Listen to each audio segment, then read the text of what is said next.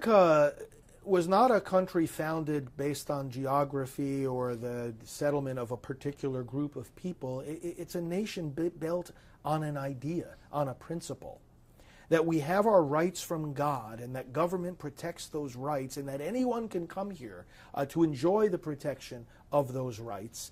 And it is an experiment that has flourished precisely because of that principle. The Founding Fathers recognized that they were fighting for the right to life, that they were standing up for God-given rights also of freedom and the pursuit of happiness.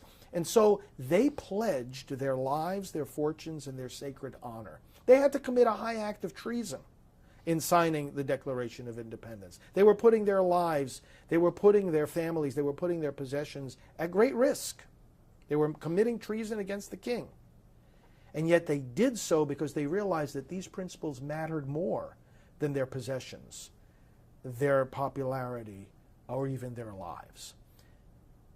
That effort to get this country started, that recognition of the right to life as foundational, is the same dynamic happening in the pro-life movement.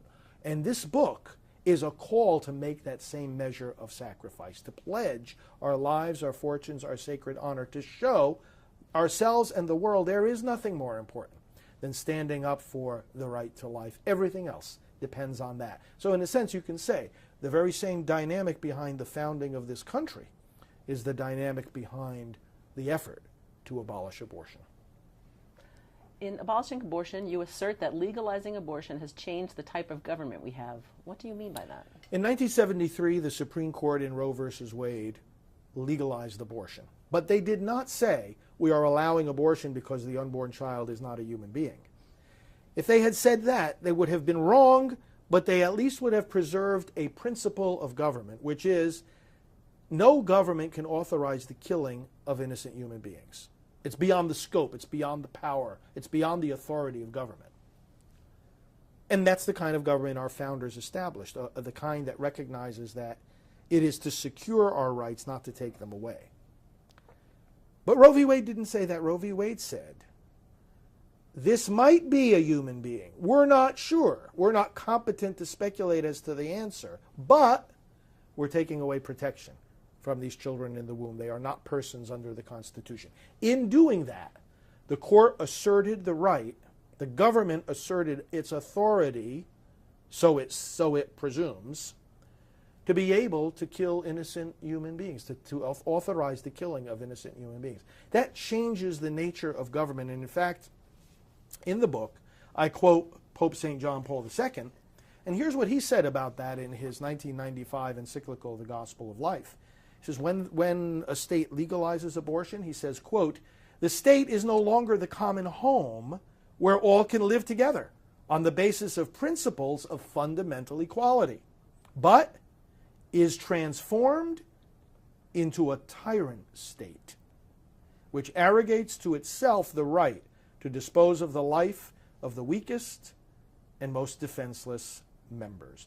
And he goes on to call it a caricature, a tragic caricature of democracy and the death of true freedom.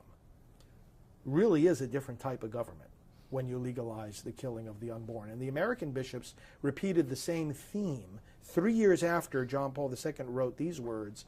The American bishops wrote Living the Gospel of Life, and they said that when the American government becomes an experiment on people rather than by them and for them, they said it will no longer be worth conducting. And then they said we are arguably moving closer to that day. This is powerful language, saying that this is not just one bad court decision or one bad law or one bad public policy. This is an attack on the very foundations of civilization itself. And that's why I say we have a different form of government once abortion is made legal. You make reference to your personal and professional relationship with the family of Dr. Martin Luther King Jr. Can you describe how that intersects with the fight against abortion? The more I became aware of the tragedy of abortion and of the efforts of the pro-life movement, the more I saw the parallels between this movement and the civil rights movement. Because Dr. Martin Luther King Jr. in the civil rights movement was not just advocating for the rights of black people. He was doing that precisely because he was advocating for every human life, every human being. And he said very clearly that we cannot kill anybody when we recognize the sanctity of the human person. This movement, therefore, for the sanctity of the life of the unborn, for their equal protection under the law, is fueled by the very same principle that the civil rights movement was based on. It's just the same principle applied to a different group of victims. I recognized that, and then at a certain point in the development of my pro-life work, I heard that Dr. Alveda King, the niece of Martin Luther King Jr., the daughter of Martin's brother, A.D. King, was speaking out about pro-life. And so it turned out that we met at a pro-life conference at which we were both on the speaking program. And I said to her, we need to work more closely together. And she heard my talk in which I was quoting her uncle, and we developed a personal and professional relationship. And several years after that, she decided to join our pastoral team at Priests for Life full-time, and also to join our Silent No More awareness campaign, because she herself has had 2 abortions. And so she speaks from the personal experience of abortion and also from the civil rights perspective that, yes, this pro-life movement is the civil rights movement of today.